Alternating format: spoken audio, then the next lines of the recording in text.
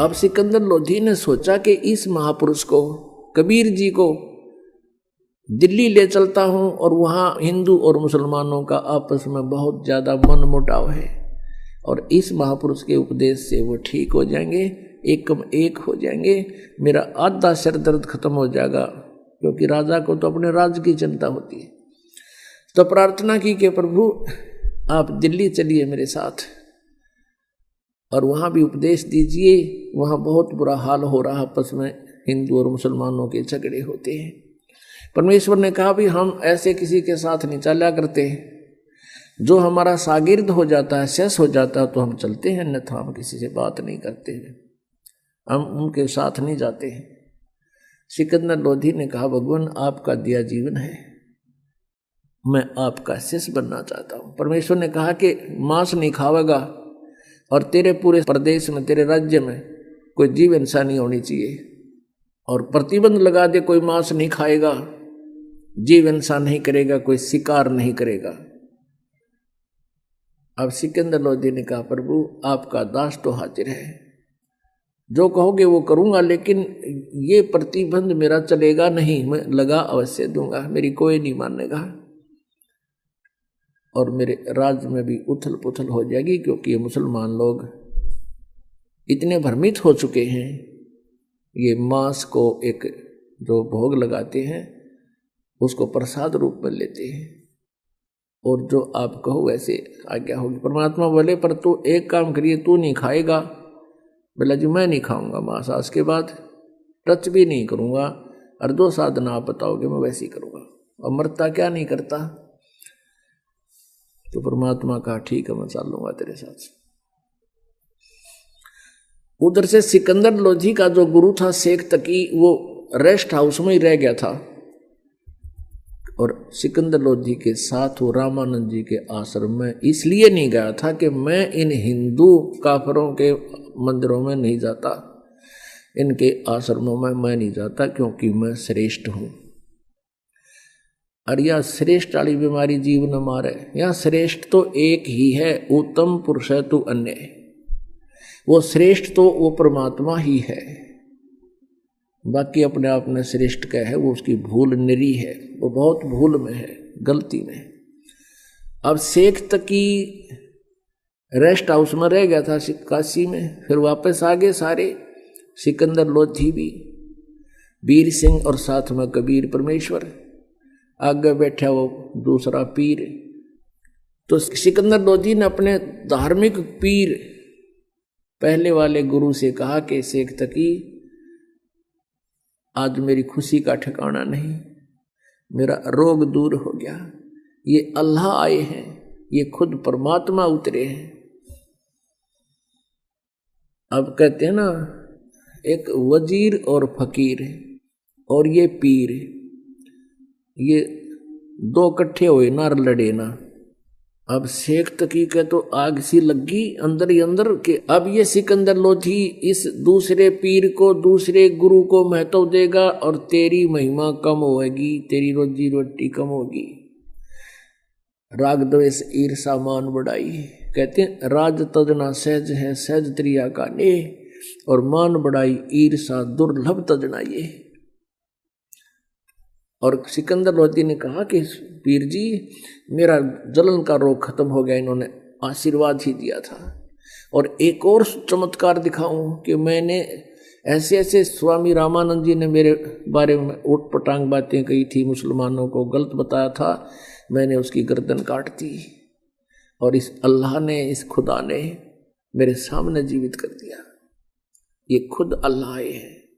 अब इस बात से उसका तेल जैसे छींटे लगे, जैसे उबलते तेल पर पानी डाल दे, एकदम रोड़ी खा गया। कहने लगा ये सब कहने की बातें हैं, ये सब बनावटी बातें हैं, मैं तो तब जानूं जब मेरे सामने कोई ऐसा करके दिखाए।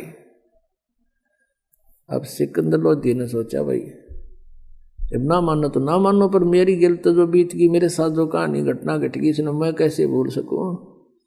अगले दिन चल पड़े, दिल्ली के लिए प्रस्थान कर दिया, और परमात्मा को, कबीर जी को सिकंदर लोधी राजा ने अपने ही हाथी पर, अपनी ही अंबारी में आदर सत्कार से बैठा लिया। अब रास्ते में 2-3 दिन लगने थे काशी से दिल्ली तक। रास्ते में एक जगह पड़ाव किया, दरिया को देख करके उसके साथ रात बिताने के लिए वहाँ अपना लगा दिया पड़ाव, टेंट लगा दिए, अलग अलग विश्राम करने लगे। अब सुबह सुबह शेख तकी के पास सिकंदर लोधी गया प्रणाम करने के लिए प्रतिदिन की तरह, और कहा जाके सलाम वालेकुम पीर जी। पीर जी का तो टेढ़ा मुंह हो रहा, नो क्या मुझे क्या जरूरत है, तुझे मिल तो गया सलाम करने वाला, क्या जरूरत है मेरी। और ठीक है, मैं अब जाके सारे मुसलमानों को बता दूंगा कि राजा तो काफिर हो गया, हिंदू को गुरु बना लिया। अब सिकंदर लोधी के पांव तले की धरती खिसकी कि जाते काम करेगा, और मानना ना सुनता नहीं कति। सिकंदर लोधी ने कहा पीर जी ऐसी क्या गलती होगी कि तुझे तो भगवान मिल गया, अल्लाह मिल गया, अल्लाह आकार में आने लग गया है, हमारे मुसलमान धर्म के विरुद्ध तू बातें कर रहा है। और केवल हमारे हजरत मोहम्मद जी ने ही एक गाय को जीवित किया था, एक बकरे को जीवित किया था। कहते तू इसको अल्लाह मानता है, मैं नहीं मानता, और मुसलमान समाज को कह दूंगा यह सारी कहानी, फिर तू जाने वो जाने। अब सिकंदर को पता था ये नाश कराएगा जाते ही। सिकंदर लोधी वापस आ गए टेंट में जहां कबीर जी विराजमान थे। सिकंदर लोधी के चेहरे की उदासी देखकर भगवान ने पूछा कि राजन कोई राजकाज की बुरी खबर सुन ली क्या, आप मायूस कैसे हैं। तो सिकंदर लोधी ने कहा प्रभु क्या बताऊं, अब मेरे दुख न मैं जान सकता हूं, मेरे साथ बीती हुई घटनाओं से मैं परिचित हूं, ये पीर जी नहीं जानता, ये मेरा धार्मिक गुरु जो है, ये मेरा पहलड़ा खसम, अब यो मन इतना दुखी कर रहा है परमात्मा, कल से मुझे चैन नहीं है इसकी, वहां से भी मैंने देखी थी इसकी जो गतिविधि, और अब तो ये बहुत टेढ़ा मुंह कर रहा है, जाते ही सब मुसलमानों को कह देगा तो मेरा राज्य नहीं रहेगा।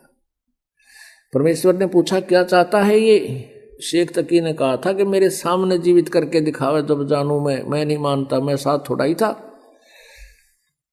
तो कबीर जी ने कहा कि उसको कह दो कोई मुर्दा ले आवे, चाहे कोई पशु ले या पक्षी ले या कोई मनुष्य ले आ, और अब जिंदा कर देता हूं, कह दे उसको ले आ मुर्दा।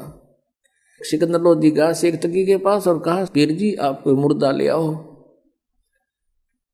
और कबीर जी कहते हैं अभी जीवित कर दूंगा। तो वो कहता मैं कहां से लाऊं, कभी समय आएगा जब देखूंगा।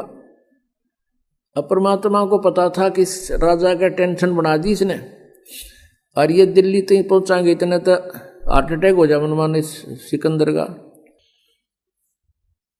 तो कहते हैं अपने भगत की टेंशन भी परमात्मा एक सेकंड में कारण बना दे। उसी समय क्या देखा कि दरिया के बाहर सब कोई टहल रहा था, कोई नहा रहा था, कोई अपना घूम रहा था। इतने में क्या देखा कि एक मुर्दा, एक बच्चे का शव, 12-13 साल की आयु के बच्चे का शव, जिसको अंतिम संस्कार कर दिया गया था मृत्यु के उपरांत। क्योंकि कुछ ऐसे कबीले हैं जो न तो जमीन में दबाते हैं, न सभा करते हैं, अग्नि में संस्कार नहीं करते, वो केवल जल प्रवाह कर देते हैं। वो ये सोचते हैं कि इसके शरीर को मछली खाएंगी, कीड़े मकोड़े खाएंगे, इसको कुछ पुण्य हो जाएगा, और उसको दरिया में जो समुद्र की तरफ जा रही होती है उसमें एक अच्छे आदर के साथ एक फ्लोटिंग ऐसा बना देते हैं, बेड़ा सा घास फूस का, लकड़ी थोची से लकड़ी लगा कर उसके ऊपर आदर से लेटाकर और उसके ऊपर एक कपड़ा डालकर जल प्रवाह कर देते हैं। ऐसा जल प्रवाह किया हुआ मृत बच्चा आ रहा था शव।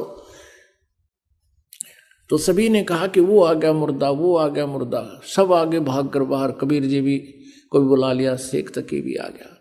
और शेख तकी कहता है अब करके दिखा दे इसको जीवित, हम मान जाएंगे।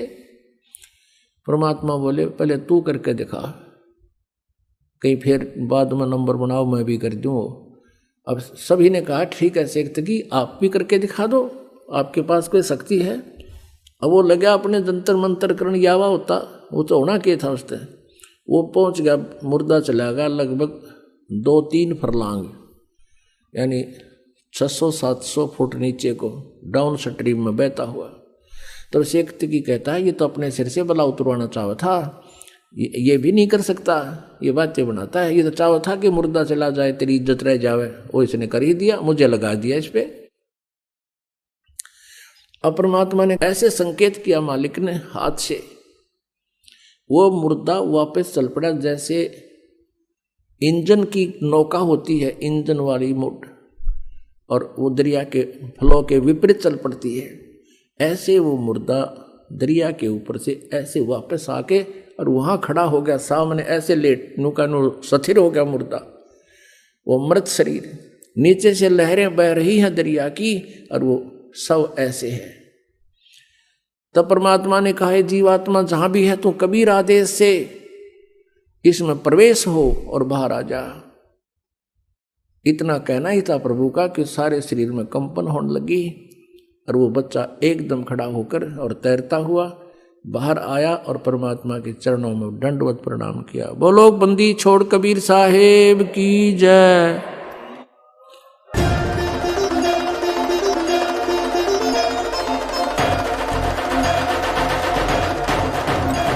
गगन मंडल से उतरे सतगुरु सत्य कबीर, जलज माही पौढ़न किए दो दीनन के पीर।